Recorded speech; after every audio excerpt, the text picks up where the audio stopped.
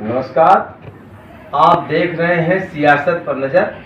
मैं हूं आपके साथ पंडित राजेंद्र त्रिपाठी।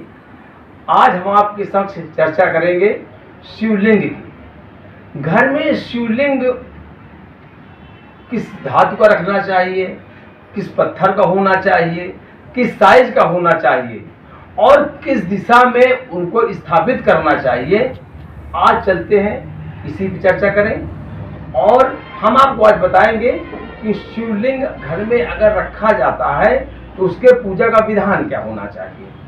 चलिए साहब, सबसे पहले मैं आपसे ये बताना चाहूँगा कि शिवलिंग सबसे अच्छा पारद का होता है, पारद का शिवलिंग। और शिवलिंग की जो ऊंचाई है, घर में कभी भी शिवलिंग 6 इंच से ऊपर का नहीं रखना चाहिए, एक बात। दूसरी चीज ये है कि शिवलिंग को अगर आप रखते हैं तो उनको सेपरेट अलग रखिए, कभी किसी देवताओं के साथ उनको जोड़ के मत रखिए। उनका बाकायदे अर्घा होना चाहिए और रखने का स्थान होना चाहिए घर के पूरब और उत्तर का कोना। यस।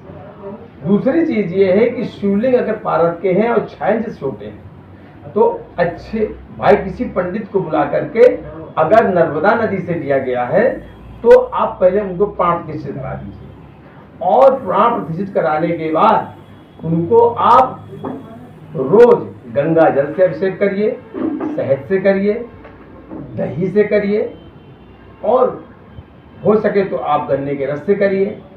अगर शिवलिंग का अभिषेक अगर इन तरल पदार्थों से किया जाता है रोज अभिषेक, तो घर में देखिए स्वास्थ्य की समस्या, धन की समस्या और वैचारिक मतभेद जो घर में बना रहता है उसकी समस्या कभी भी आपको परेशान नहीं करेगी।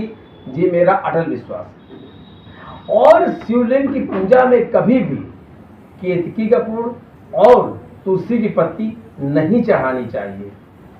क्या चढ़ाना चाहिए?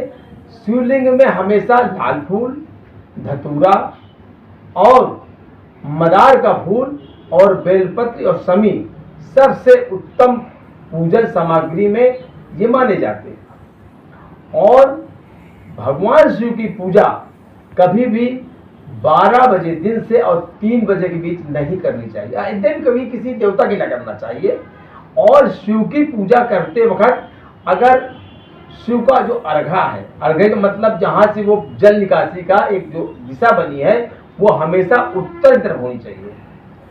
और आप विधान से पीतल की आरती दानी में देसी घी का दिया जला करके अगर आप विधान से उनकी पूजा करते हैं और उन पे आप पूरा समय देते हैं पूजा करने का और प्रभावी तरीके से भगवान शिव के साथ जुड़े हैं, तो मेरा अपना मानना है कि आपको स्वस्थ जीवन, दीर्घायु जीवन और नाना प्रकार के सुखों से वो आपको सराबोर करके आपका जीवन धन्य कर देंगे। ये मेरा अटल विश्वास है। नहीं है तो हे महानुभाव, आप इस बात को समझें और एक बार भगवान भोलेनाथ की सेवा में अपने आप को समर्पित करके अपने जीवन को धन्य बना करके अपने इस दुनिया में अपने जीवन को आप कृतज्ञ करें।